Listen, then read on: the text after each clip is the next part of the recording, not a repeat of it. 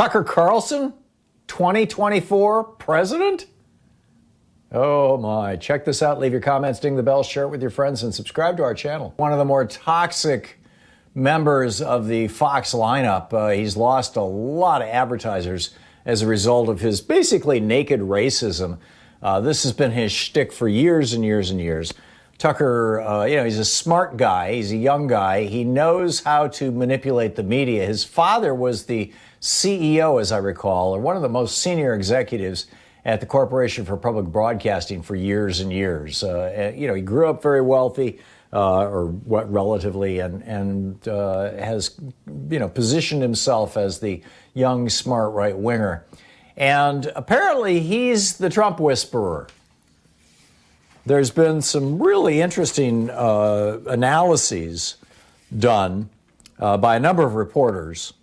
The piece that I'm looking at here summarizes Jonathan Swan over at Axios. He rounded up a bunch of these things.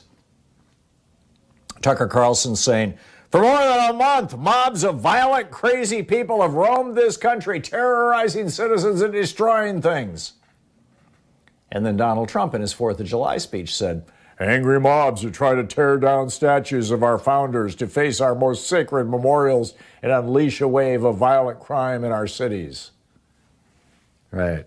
First of all, the mobs have nothing to do with violent crime in our cities. Secondly, if you want to call them mobs, citizens protesting. Secondly, our most sacred memorials. These are not memorials, by the way, to the soldiers who died in the Confederacy. These are not memorials to even Southern culture outside of racism. These are memorials. These are not even memorials. These are statements of white supremacy.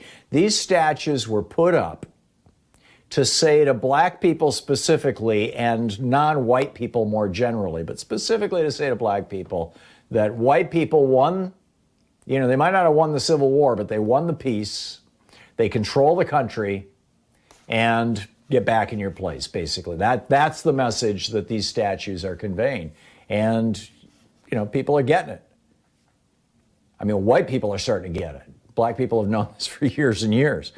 Tucker Carlson says the education cartel enforced on your children enforces their demands. Donald Trump, July 4th. In our schools, our newsrooms, even our corporate boardrooms, there is a new far-left fascism that demands absolute allegiance. Tucker Carlson, the Cultural Revolution. The Cultural Revolution, you'll remember, was the banner, the name, the rubric under which Mao Zedong murdered millions and millions of Chinese. To institute Maoism. So here's Tucker Carlson. The Cultural Revolution has come to the West. Donald Trump. Make no mistake, this left-wing cultural revolution is designed to overthrow the American Revolution.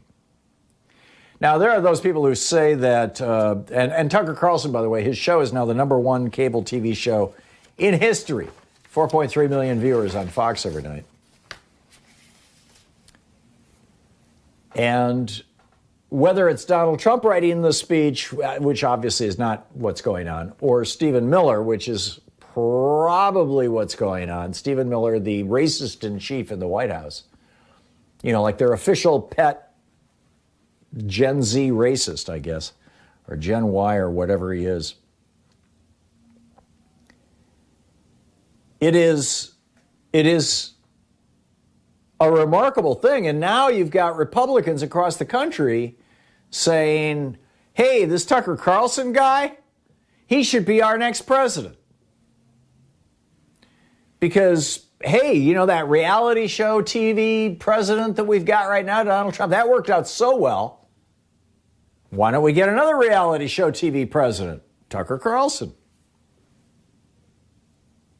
Maybe. The simple reality is that in 1987, when Ronald Reagan repealed the Fairness Doctrine, the provision that broadcasters had to, quote, broadcast in the public interest, which meant that for television stations that they had to carry an hour of news in prime time, and it had to be actual news, and therefore the networks, ABC, CBS, NBC, they actually all lost money on their news operations. because that was the price for these licenses to run these stations, was that you have reporters all over the world and that you provide good, comprehensive, real news every single day. Well, that ended in 1987, and the news divisions of all these networks came under the purview, under the control of the entertainment division. And that kind of blew all to hell. Right? Plus, there was the provision in the Fairness Doctrine that if a station editorialized, if the opinions of management were being presented, there had to be opposing points of view presented as well. That was all gone. And then, of course, in 96, when Clinton signed the Telecommunications Act, that was the end of local media in the United States. And so now what we have is we have infotainment. And we now have our first infotainment president, who pretended to be a billionaire mogul. In fact, he is a failed, washed up, deeply indebted, real estate guy who has only been able to stay alive financially over the last 20 years by laundering money for foreign oligarchs, which is why he's so desperately trying to hide his tax returns. And even at that, he's nowhere near as rich as he claims to be. I mean, this is the same thing with other members of his cabinet, shall we say. But this is what he said on the 4th of July. Our nation is witnessing a merciless campaign. Oh my God, these Antifa, these anti-fascists are merciless. They have no mercy. They're not human beings. Our nation is witnessing a merciless campaign to wipe out our history. What history is that? Defame our heroes. Our heroes are the generals who rose up against the United States, who slaughtered American troops, and who tried to conquer the United States to impose slavery in the North. And yes, that became one of the marching cries. It wasn't just, we're just trying to defend slavery down here in the South, though. It was, we're trying to bring it to the North. I mean, this was the Missouri Compromise, it's in the 1820s, just like blew this thing right into the middle of everything. Where Maine went no slave and Missouri was slave, and just the whole mess. So anyhow, back to Donald Trump. Our nation is witnessing a merciless campaign to wipe out our history, defame our heroes, erase our values, yes, the value of white supremacy, and indoctrinate our children. Teach them actual history. Angry mobs are trying to tear down statues of our founders. Well, yeah, there was a statue of Jefferson that got torn down, but by and large, these people are not going after the founders. They're going after the guys who declared a war on the United States, the traitors, those who committed treason. Deface our most sacred memorials and unleash a wave of violent crime in our cities. This is Donald Trump. Our most sacred memorials?